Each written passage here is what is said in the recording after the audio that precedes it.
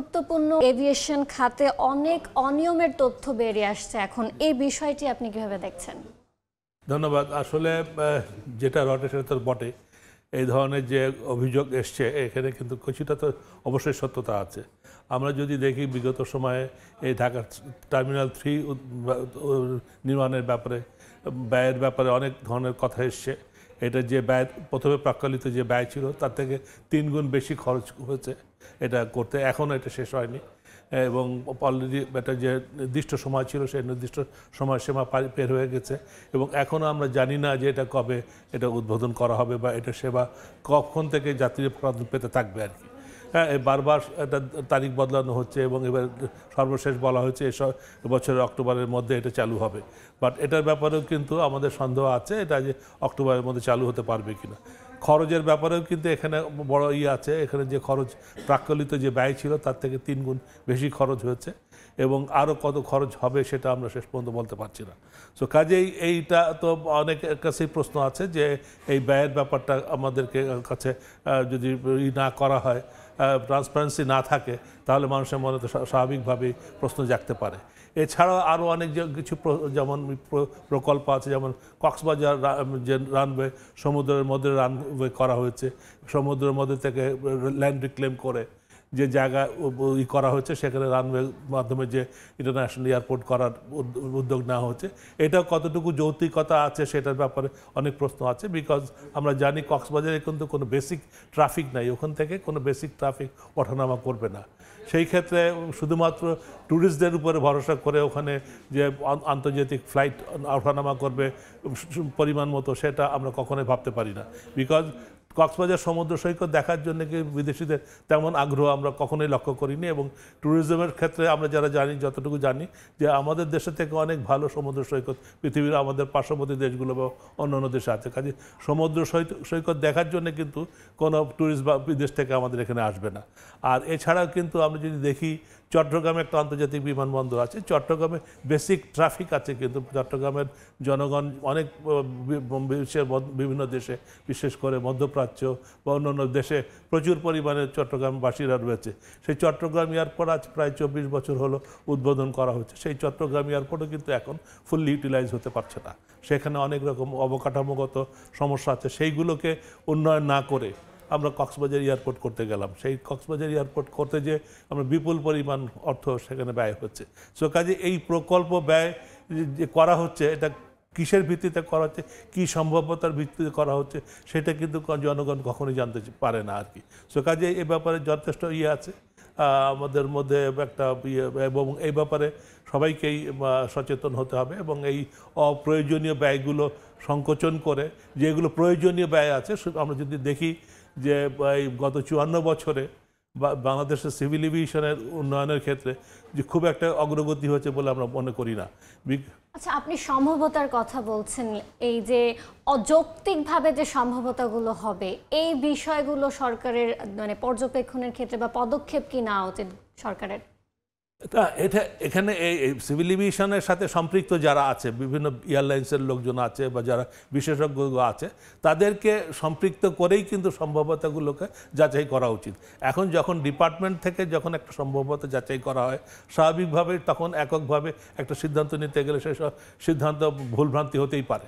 বা এখন কক্সবাজারে এয়ারপোর্ট করতে হবে কি না, এটা যারা আমাদের এয়ারলাইন অপারেটর যারা আছে তাদের সাথে যদি যোগাযোগ করা হতো, বা এখানে বিদেশি এয়ারলাইনগুলো যদি যোগাযোগ করা হতো, তারা যদি বলতো হ্যাঁ আমরা কক্সবাজারে ফ্লাইট অপারেট করতে চাই, আপনারা কক্সবাজার এয়ারপোর্ট করেন, সেই ক্ষেত্রে ঠিক আছে, এটা যুক্তিসঙ্গত হতে পারতো। বাট এখানে কি করা হচ্ছে, কোনো এয়ারলাইন্সের কাছ থেকে কি মতামত নেওয়া হচ্ছে? আমার দেশীয় প্রাইভেট এয়ারলাইন্সগুলো আছে বা অন্যান্য বিদেশি এয়ারলাইনগুলো আছে, তারা কি বলেছে যে আমরা কক্সবাজারে ফ্লাইট অপারেশন করব, বা কোনো দেশ কি এটা বলেছে যে না আমরা আগ্রহী সেখানে?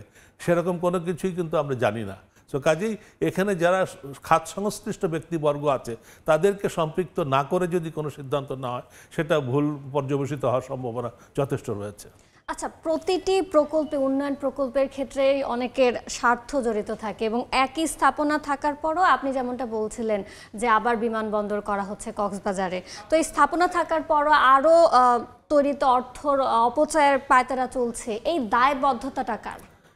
না, দায়বদ্ধতা তো ডেফিনেটলি যারা এই প্রকল্পের সাথে সংশ্লিষ্ট, যারা এটা সম্ভাব্যতা যাচাই করছে, যারা এটা বাস্তবায়ন করছে, তাদের সবাইকেই দায় নিতে হবে। এবং বিশেষ করে সিভিল এভিয়েশন ট্যুরিজম মিনিস্ট্রি যেটা আছে, মন্ত্রণালয়কে দায়িত্ব অবশ্যই নিতে হবে, বিকজ তারাই আলটিমেটলি প্রজেক্ট সাবমিশন করে থাকে পরিকল্পনা কমিশনে বা অন্যান্য বিভিন্ন সংশ্লিষ্ট দপ্তরে।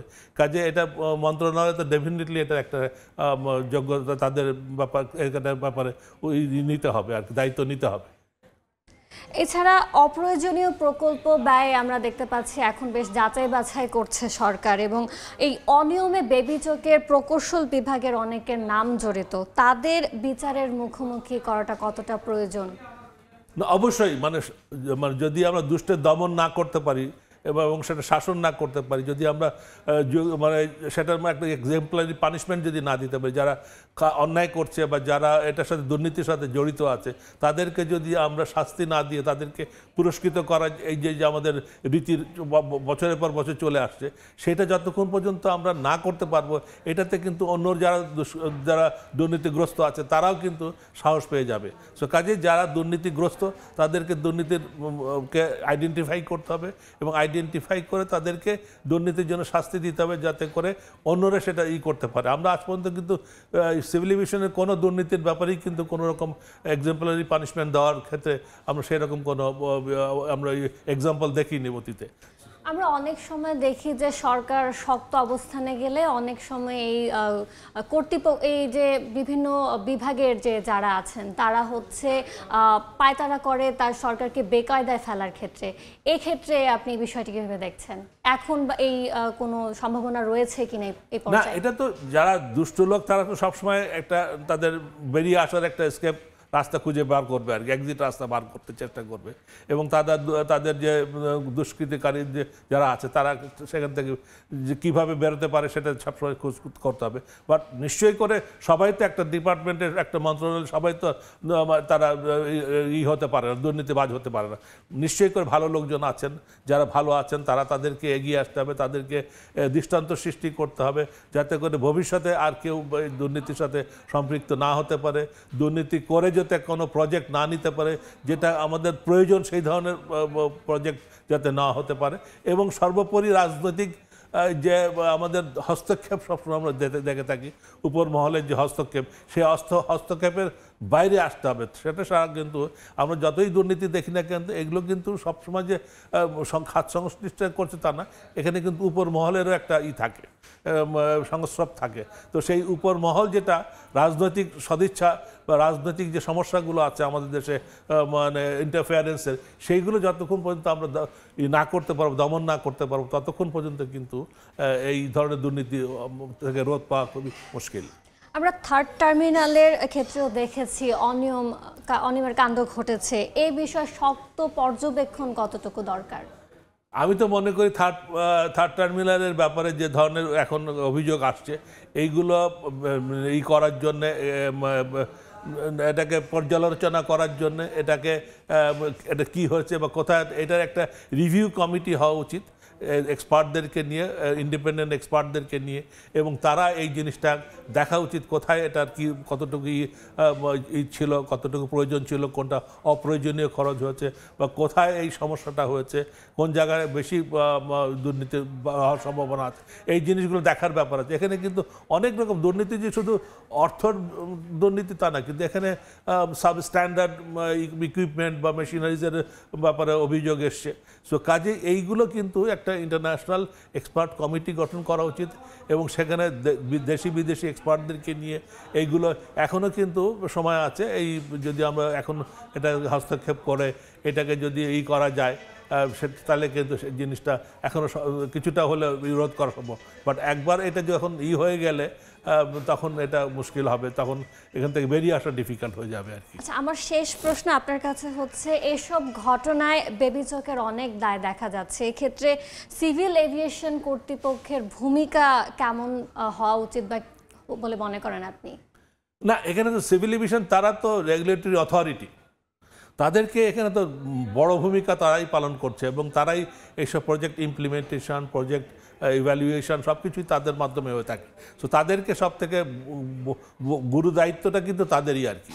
তো কাজে এটা ভালো হলে যেমন সিভিল এভিয়েশনকে সবাই ধন্যবাদ দেবে, খারাপ হলেও কিন্তু দায় তাদেরকে নিতে হবে। তো তারা কোনো রকম যে কোনো ধরনের অনিয়ম বা অনিয়ম দুর্নীতি বা যে কোনো ধরনের আজকে যে অভিযোগ আসবে সেগুলো কিন্তু তাদেরকে দায় নিতে হবে, এবং সে দায় তাদেরকে যখন নিতে হবে তাদেরকে আরও সতর্ক হতে হবে যাতে ভবিষ্যতে কোনো রকম তাদের কার্যক্রমের জন্য তাদের সেই দায়বদ্ধতা কোনো রকম প্রশ্নবিদ্ধ হয়, সেটা নিশ্চয়ই সিভিল এভিয়েশন কর্তৃপক্ষ চাইবে না কখনো। ধন্যবাদ স্যার আমাদের সঙ্গে আলোচনায় যুক্ত হওয়ার জন্য।